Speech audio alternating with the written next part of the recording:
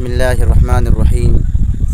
کسی گھر میں مہمان آ جائے تو ہمارے کلچر میں اس کی مہمان نوازی کے لیے جو چیزیں پیش کی جاتی ہے ان کا جائزہ لیا جائے تو شاید ہی کوئی صحت مند چیزیں ان میں شامل ہو، ورنہ اکثر چیزیں وہ ہے جن کے کھانے پینے سے ڈاکٹر حضرات منع کرتے ہیں۔ مثال کے طور پر کولڈ ڈرنک کو ہی لے لے، کسی کو گھر میں پڑا ہوا روح افزا یا لیمو کی شربت پلا کر دیکھ لے، مہمان چاہے شوگر کا مریض ہی ہو، کبھی نہ کبھی یہ طعنہ ضرور آپ تک پہنچ جائے گا کہ ہمارے لیے بوتل نہیں منگوائی، گھر میں پڑی چیز سے ہی کام چلا لیا۔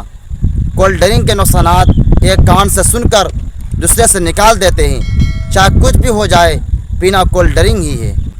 دوسری جانب میزبان بھی کئی بار بضد ہو جاتے ہیں، مہمان چاہے چیختا رہے کہ بھائی مجھے اس سے مسئلہ ہوتا ہے، میں نہیں پیتا، آپ سادہ پانی پلا دیجیے، لیکن نہ جی، مہمان کی چاہے ایسی کہ تیسی ہو جائے، بس ہم نے کولڈ ڈرنک منگوا لیا ہے اب تو پینا ہی پڑے گا، اجی بس ایک گلاس سے کچھ نہیں ہوتا۔ ارے بھائی، زہر کی چٹکی بھی بندہ مار دیتی ہے، اگر کوئی معذرت کر رہا ہے تو اس پر جبر تو نہ کیجیے۔ اسی طرح کھانے میں گوشت نہ ہو یا صرف گوشت نہ ہو تو سمجھا جاتا ہے کہ مہمان نوازی میں کسر رہ گئی ہے۔ اگر میزبان نے گوشت میں سبزی مکس کر دی ہے تو ساری زندگی کا طعنہ ہی بن جائے۔ لو جی، ہم ان کے ہاں گئے تھے، انہیں اتنی توفیق نہ ہوئی کہ اکیلا گوشت ہی پکا کر لاتے، پکایا بھی تو بیچ میں آلو ڈال دیے یا کوئی سبزی ڈال دی، حالانکہ اکیلا گوشت کھانا بھی صحت کے لیے مفید نہیں ہے۔ ڈاکٹر سے کہتے ہیں گوشت میں کوئی سبزی مکس کر کے بنائیے تاکہ اس کے مضر اثرات کم ہو جائے۔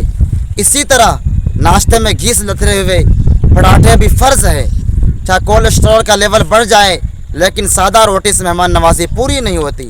ویسے میں غور کرنا چاہیے کہ مہمان نوازی کے نام پر جو کچھ ہمارے ہاں رواج ہے، یا مہمان سے ہمدردی ہے یا اس سے دشمنی، کہ وہ کوئی ایسی چیز نہ کھائے جو صحت کے لیے مفید ہو۔ اسی طرح مہمانان گرامی بھی سوچے کہ تکلفات کے نام پر ہم جو کچھ میزبان سے پیش کرنے کو امید رکھتے ہیں کہ وہ ہماری صحت کے بربادی کا سامان تو نہیں ہے۔ آخر کیوں ہم مل جل کر اپنے صحت کو برباد کرنے پر تلے ہوئے ہیں؟